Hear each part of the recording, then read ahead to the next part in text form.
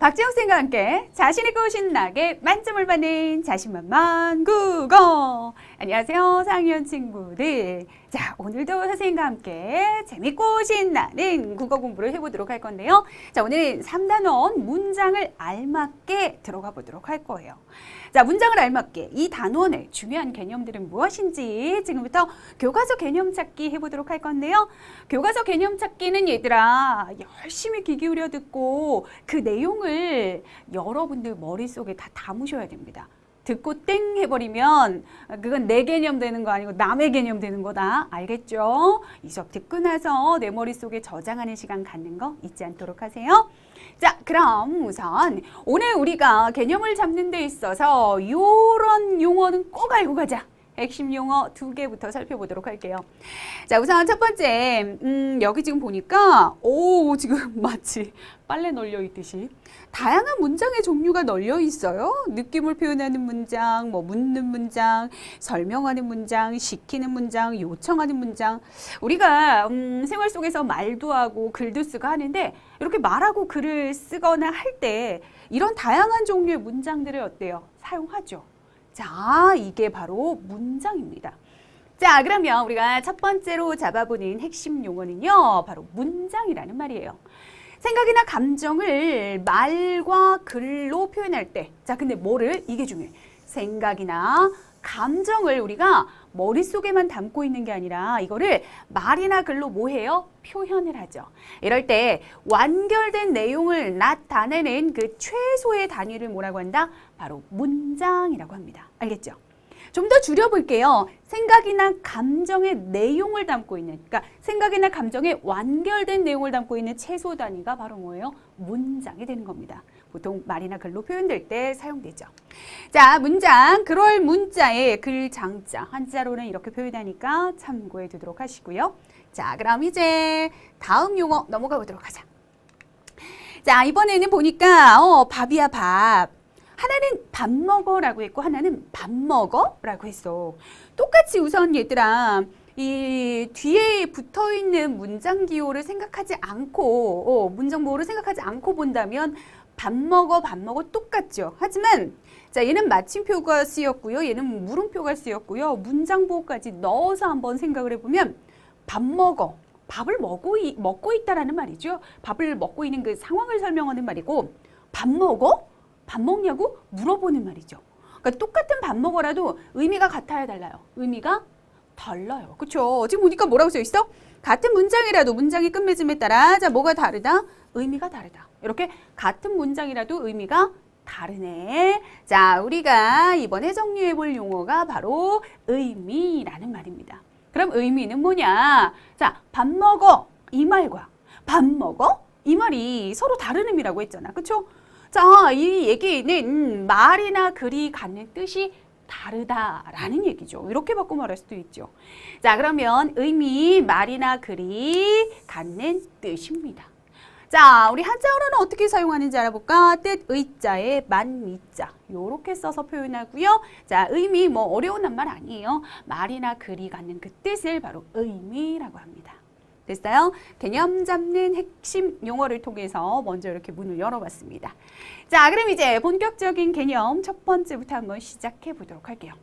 자, 우리가 사용하는 문장 여러 가지 종류가 있어요. 그래서 문장의 종류를 한번 알아보도록 할 건데 자, 그럼 우리가 이렇게 다양한 문장을 어떻게 사용하느냐. 자, 우리는 문장을 사용할 때 상황에 알맞은 문장을 사용하고요. 또 의도에 알맞은 문장을 사용해요. 그러니까 이렇게 다양한 문장의 종류를 언제 어느 때에 사용하느냐. 상황이나 의도에 알맞게 문장을 사용한다는 거죠. 알겠죠? 자, 그럼 보자. 문장에 어떤 종류가 있느냐. 우선 설명하는 문장. 언제 쓰겠어요? 사용하는 상황이 설명할 때 쓰겠죠. 자, 설명하는 문장의 끝에는 이렇게 마침표로 문장 보호를 표시합니다. 그렇죠? 여기 이렇게 문장의 종류 위에 추가적으로 설명이 되어 있는데 선생님이 밑에 다시 한번 체크해 줄 거예요. 그 다음 느낌을 표현하는 문장은 느낌을 표현할 때 쓰죠. 자, 우리 그리고 문장의 끝에 이렇게 느낌표를 붙여요. 그 다음 무엇인가 묻는 문장은 당연히 물어볼 때 사용하죠. 그리고 문장의 끝에 이렇게 물음표를 하게 되고요. 자, 그 다음 무엇을 하도록 시키는 문장. 무엇을 하도록 시킬 때 쓰죠. 우리가 보통 명령한다라고도 하는데요. 자, 이렇게 명령하는 문장, 무엇을 하도록 시킬 때도 끝에는 마침표가 쓰여요. 그 다음 함께 하기를 요청하는 문장. 뭐뭐 하자, 뭐뭐 합시다 이렇게 말할 때 있죠. 그쵸? 이게 바로 함께 하기를 요청하는 건데 이 문장도 역시 끝에는 마침표가 쓰여요. 그래서 각각의 문장의 종류, 그리고 그 문장을 사용하는 상황, 그리고 그 상황에 맞게 우리가 문장을 쓸 때 그 문장의 끝에 어떠한 문장 부호가 오는지도 함께 알아두면 훨씬 더 좋을 것 같아요. 자, 지금 우리가 함께 살펴본 문장의 종류가 정리되어 있는 이 내용이 중요합니다. 그래서 여러분들이 이렇게 문장의 다양한 종류가 있다라는 것을 우선 알고 그 다음 이제 실제 교과서 내용을 공부할 때 이렇게 문장들이 나와 있으면 이게 어떤 상황에 쓰이는 문장인지 여러분들이 지금 배운 걸 바탕으로 해서 말할 수 있어야 돼요. 알겠죠? 자, 이렇게 해서 개념 1을 살펴봤어요. 자, 그러면 우리가 지금 살펴본 개념에 맞게 그에 해당하는 예를 좀 보도록 할 건데, 자, 상황에 알맞은 문장의 종류들 살펴보도록 하자. 지금 그림 1을 보니까 지금 뭐 하고 있니? 하고 물어봤어. 뭐 하고 있니? 물음표도 보이죠? 이게 바로 뭐예요? 묻는 문장이에요. 숙제를 하고 있어. 뭐 하는 거야? 자기가 숙제를 하고 있다라는 그 상황을 설명하고 있죠. 설명하는 문장이 되는 거고요. 그렇죠? 자, 문장의 끝에 마침표도 확인해 볼 수 있습니다. 자, 그 다음에 그림 위로 가보자. 어머니 꽃이 활짝 피었어요. 아우, 정말 예쁘게 말한다. 여러분들 어머니, 아버지 뭐뭐 했어요. 이렇게 말하는 친구들이 있어? 이렇게 말하면 너무 예쁠 것 같아, 얘들아. 자, 어쨌든 이렇게 예쁘게 말했어. 그래, 꽃이 참 아름답구나. 아름답구나. 뭐도 보여요. 여기 문장 끝에 느낌표도 보이고요. 이게 바로 뭘 표현한 거야? 꽃이 참 아름답다라는 꽃에 대한 느낌을 표현한 거죠. 그러니까 바로 뭐야? 느낌을 표현하는 문장이 되는 거예요. 그 다음 또 확인해 볼까? 자, 이번에는요. 세 번째 그림. 외투를 입고 가거라. 날씨가 좀 쌀쌀한가? 외투를 입고 가거라 라고 엄마께서 아이한테 시킨 거죠. 내 어머니, 아이고 말도 잘 듣네. 외투 입고 가라 그러면 여러분들 싫어요 귀찮아요 이러는데 여긴 예쁜 애들 많이 나온다. 내 어머니 이렇게 대답했어요. 자, 그럼 외투를 입고 가거라 하고 뭐 한 거야? 시킨 거잖아. 무엇을 하도록 시켰죠? 뭘 하도록 시켰어요? 외투를 입고 가도록 시킨 거죠. 그쵸? 자, 여기 마침표 선생님이 가려버렸다. 자, 마침표도 다시 한번 확인해 보면 좋을 것 같고요. 자, 이걸 바로 뭐라고 한다고요? 무엇을 하도록 시키는 문장이라고 해요. 자, 그럼 이제 네 번째 그림. 집에 같이 가자. 그래, 같이 가자. 자, 집에 같이 가자. 뭐뭐 하자. 이게 뭐야? 함께 하기를 요청하는 거야. 좀 더 어렵게 얘기하면 청유한다. 그러니까 청유문 이렇게 얘기하기도 하는데 함께 하기를 요청하는 거. 뭐뭐 하자. 뭐뭐 합시다. 보통 이런 식으로 문장의 끝이 마무리되니까요. 여러분들 참고해서 알아두시면 되고요. 이렇게 마침표로 끝나네요. 자, 상황에 알맞은 문장의 종류 이렇게 해서 쭉 예를 통해서 훑어봤습니다. 자, 그럼 이제 개념 두 번째로 넘어가도 될까요? 자, 자신의 의도를 바르게 전하기 위한 문장 사용 방법을 보도록 할게요. 자, 여러분들 내가 말하고자 하는 의도가 제대로 전달되게끔 문장을 잘 알맞게 선택해서 써야 할 텐데, 자, 그러기 위해서는 자신의 생각을 효과적으로 전할 수 있는 문장인지를 생각해 보도록 합니다. 예를 들어서 내가 상대한테 뭔가를 시키고 싶은데 묻는 문장으로 표현하거나 함께 하자고 요청하고 싶은데 근데 시켜버리거나 이러면 의도가 제대로 전달이 안 된다라는 거예요. 그래서 자신의 생각을 효과적으로 전할 수 있는 문장인지 생각을 해봐야 되는 거고요. 그 다음 상대의 처지를 생각하면서 문장의 종류를 다르게 표현해야 돼요. 그러니까 우리가 말을 하는 사람의 입장에서 그냥 내 맘대로 나 하고 싶은 대로만 말을 하면 안 되고요. 그 말을 들을 상대의 그 처지를 생각하면서 문장의 종류도 좀 다르게 표현하는 것이 좋습니다. 자, 그러면 사실 이거는 이렇게만 읽어보면 어떻게 하라는 거지 잘 감이 안 올 거야. 그래서 자, 우선은 내용을 읽어봤다면 이제 예를 통해서 한번 확인해 보도록 할 건데요. 문장의 끝맺음에 따라 듣는 사람의 다른 반응 어떻게 달라지는지를 한번 살펴보도록 할 거예요. 자, 지금 1과 2의 상황 크게 다른 건 아니에요. 근데 문장의 끝맺음이 달라지면 이렇게 달라질 수 있다. 그러니까 이렇게 듣는 이의 반응이 이렇게나 많이 달라질 수 있다는 걸 여러분들은 확인할 수 있을 겁니다. 자, 우선 1번 그림에서는 여자아이가 창문 좀 닫아 이랬어. 창문 좀 닫아. 명령이죠. 그러니까 시키는 거지. 그럼 이 남자아이도 기분이 나쁜 거야. 왜 나한테 시켜? 네가 닫아. 이렇게 나오는 거지, 그치? 지금 서로 얼굴 표정 봐봐. 잡아먹겠어, 둘이. 그지? 완전히 화났어. 자, 이렇게 서로 막 창문 좀 닫아. 이렇게 얘기하면 사실 이걸 듣는 사람 입장에서도 왜 나한테 시켜? 야, 네가 닫아. 이렇게 되는 거예요. 그쵸? 하지만 그림 1을 보면 자, 이 여자아이가 이제 문장 선택을 달리했죠. 자, 문장의 끝맺음이 달라졌습니다. 창문 좀 닫아까지는 똑같아. 그치? 줄래? 이렇게 했어. 창문 좀 닫아줄래? 물론 얘들아 여기 딱 보면 물음표가 나와 있어서 묻는 문장의 형태로 보이겠지만 사실 얘들아 우리가 눈으로 보이는, 눈으로 확인할 수 있는 그 겉으로 드러난 형태가 그 문장이 갖는 의미 혹은 의도와 똑같다라고 말할 수는 없거든요. 그러니까 문장이 갖는 형식하고 문장 실제 속에 담겨있는 의미하고 같은 경우도 있지만 그렇지 않은 경우도 있어요. 그러니까 물음표를 쓰면서 정말 묻는 문장도 있지만 이 경우는 물음표를 썼지만 이거는 묻는다라고 볼 수는 없고 이거는 일종의 뭐예요? 닫아달라는 부탁입니다. 요청이고요. 그렇죠? 그러니까 창문 좀 닫아줄래? 닫아줄 수 있는지 없는지 대답만 하라는 게 아니야. 묻는 게 아니라 닫아달라는 자 완곡한 부탁인 거죠. 그러니까 아까는 닫아! 이렇게 마치 명령처럼 얘기했는데 창문 좀 닫아줄래? 혹은 비슷한 표현으로 창문 좀 닫아줄 수 있니? 이런 식으로 말할 수 있거든요. 이렇게 문장의 끝이 달라지면 알았어 하고 그냥 바로 닫아주네. 알았어? 뭐 내가 닫아주지 뭐. 뭐 닫아줄 수 있냐고 닫아주냐고 이렇게 하는데 뭐 내가 닫지 뭐 이렇게 하는 거죠. 근데 닫아! 이렇게 해버리면 안 하게 돼요. 알겠죠? 자, 문장의 끝맺음이 달라지니 듣는 사람의 반응도 이렇게나 서로 달라진다라는 겁니다. 그러니까 여러분들 말을 할 때 내가 말하고자 하는 그 의도가 잘 전달되게 하기 위해서는 자, 문장 선택을 잘해야 된다라는 거예요. 지금 이 여학생은 어떤 의도를 가지고 말한 거니? 창문을 좀 닫았으면 좋겠다. 그 의도를 가지고 옆에 친구한테 말한 건데 얘들아 이렇게 말하면 이 남자애가 안 들어줬단 말이야. 문장 선택을 이렇게 하니까 이 남자애가 들어줬지. 그러니까 문장 선택을 적절히 하는 거, 상대의 처지, 상대를 배려하는 거 이런 것도 여러분들 중요하다라는 거 꼭 예를 통해서 알아뒀으면 좋겠습니다. 그래서 이 경우는 얘들아 사실 예를 봐야 이해가 되니까 예를 좀 더 중요하게 챙겨두면 좋을 것 같아요. 됐어요? 자, 이제 개념 3으로 가보도록 합니다. 같은 문장이 상황에 따라 의미가 어떻게 달라지는지 알아볼 거예요. 자, 같은 문장이요. 상황에 따라서 의미가 달라질 수 있어요. 그러면 어디를 봐야 되냐면 우리 앞서도 뭐 비슷한 거 했잖아요. 문장의 끝맺음을 봅니다. 그리고 문장에 사용되는 상황을 봐요. 그러니까 문장의 끝맺음을 잘 살펴보고 상황을 잘 보면 같은 문장이라 할지라도 상황에 따라 의미가 달라질 수 있다는 걸 여러분들은 확인할 수 있어요. 근데 이것도요. 이 개념을 통해서 사실 뭔가를 이해하고 머릿속에 기억한다기보다는 이거는 읽어보는 거야. 읽어보고 예를 보면 저렇게 달라질 수 있구나라고 확실하게 알게 될 거예요. 그래서 이것도요. 자, 이번 개념도 예가 중요해요. 자, 그럼 예에다가 별표 해놓고 시작하자. 자, 뭐라고 했냐면 어머니 뭐 하세요? 라고 물었더니 밥 먹어. 아직 점심을 못 먹었어. 이렇게 말씀하셨어. 여기 뭐예요? 밥 먹어 라는 문장이 보이죠? 근데 이 밥 먹어는요. 밥을 먹고 있다는 그 상황을 자, 밥을 먹고 있다는 상황을 설명하는 그런 의미를 갖는 문장이에요. 밥 먹어. 근데 얘들아 여러분들이 뒤에 보는 그림들도 다 밥 먹어가 나올 거야.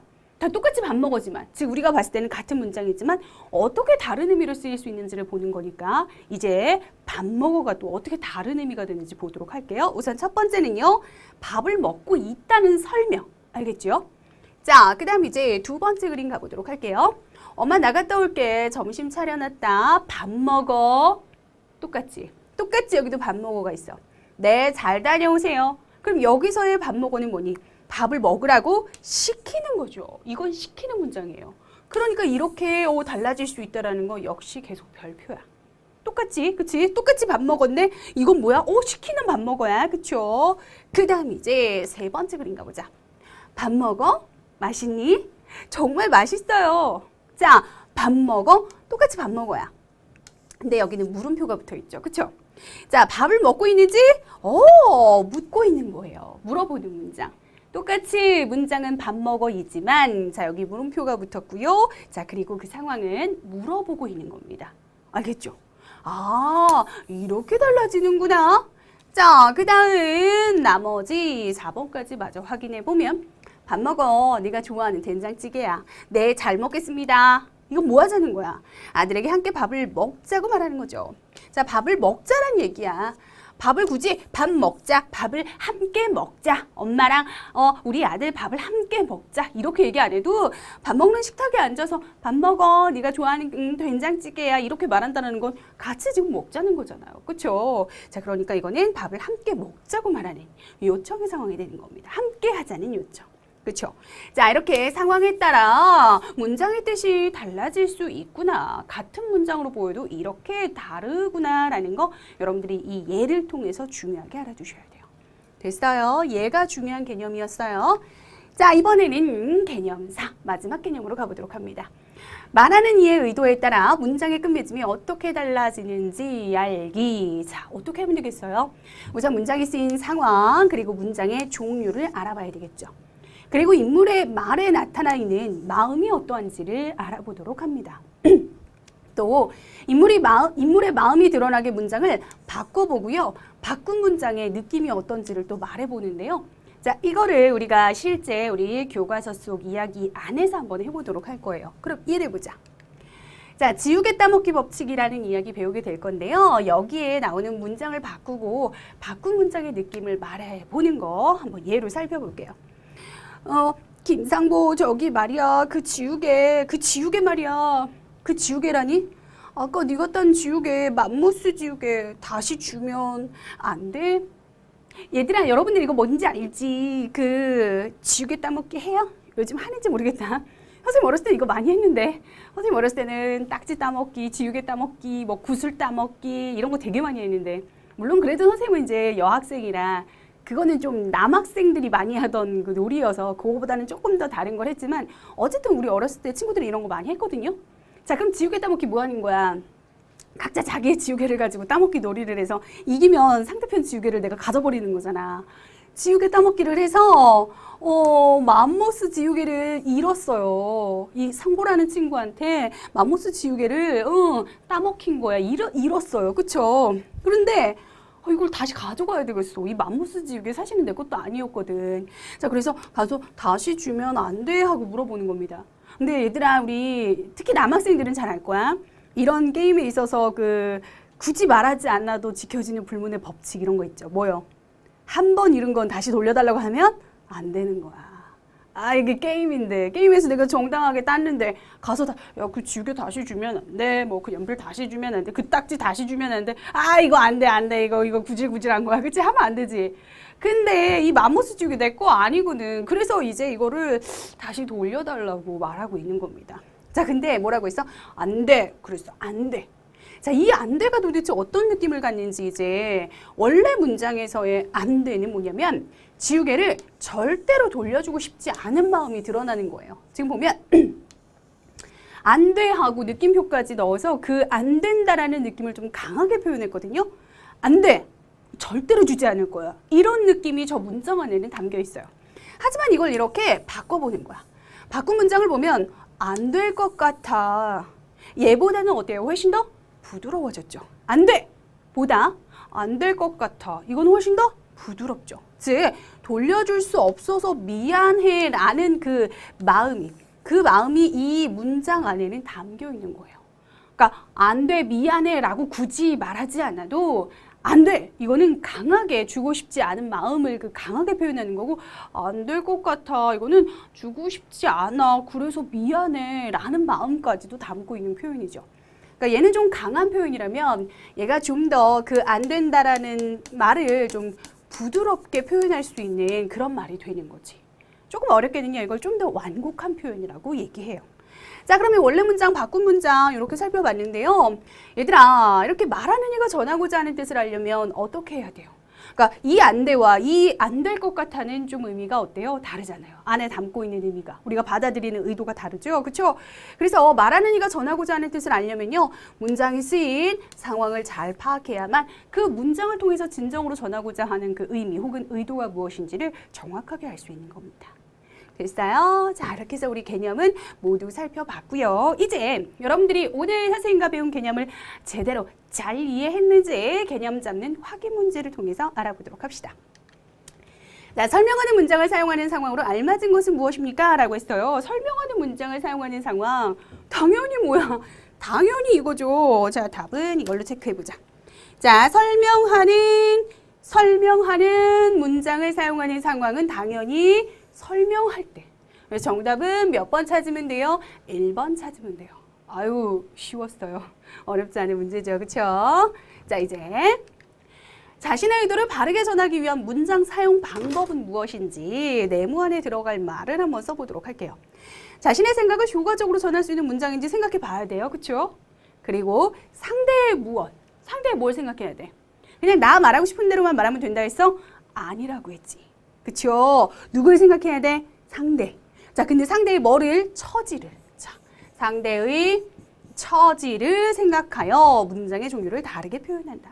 뭐 예를 들어서 우리 아까 봤잖아. 창문을 닫고 싶다. 닫게 하고 싶다. 그러면 그거를 명령처럼 표현하기보다는 좀 돌려서 해주면 안 돼. 이렇게 표현하면 어때요? 좀 더 상대를 배려하는 문장 표현이 되기 때문에 여러분들이 문장을 사용할 때는 상대를 생각해 보는 거, 상대의 처지를 생각해 보는 것도 굉장히 중요해요. 자, 그래서 이런 문제 확인해 봤고요. 자, 이번에는요. 1에서 3의 밑줄 그은 부분의 문장이 보기와 같은 뜻으로 쓰인 것에 번호를 쓰라고 했어요. 밥 먹어라. 이건 뭐예요? 밥 먹어라. 무엇을 하도록 시키는 문장이죠. 시키는 거예요. 시키는 거. 자, 그러면 이 중에 시키는 게 뭔가 볼까? 밥 먹었어? 이거는 뭐야? 물어보는 거잖아요. 그쵸? 이거는 묻는 문장이에요. 그죠? 밥 먹어. 밥 먹어. 이건 뭐예요? 밥 먹어. 이거는 밥을 먹고 있는 그 상황을 설명하고 있는 문장이죠. 그쵸? 엄마 나갔다 올게. 점심 차려놓았다. 밥 먹어. 밥 먹어. 이게 바로 뭐예요? 시키는 문장이에요. 그쵸? 시키는 문장. 그렇다면 정답은 몇 번? 같은 뜻으로 쓰인 거. 시키는 것, 시키는 것. 그래서 정답은 3번을 고르시면 되는 겁니다. 알겠어요? 자, 이렇게 여러분들이 문장을 주면 그 문장이 어떤 상황에 쓰이는지 그 문장의 종류 맞춰볼 수 있어야 돼요. 그렇죠? 그래서 이렇게 잘 맞춰야만 여러분들이 문장을 제대로 이해했구나라고 우리가 확인할 수가 있는 거겠지. 자, 그러면 우리 개념 잡는 확인 문제까지 해서 오늘 열심히 공부해봤습니다. 여러분들 수고 많았어요.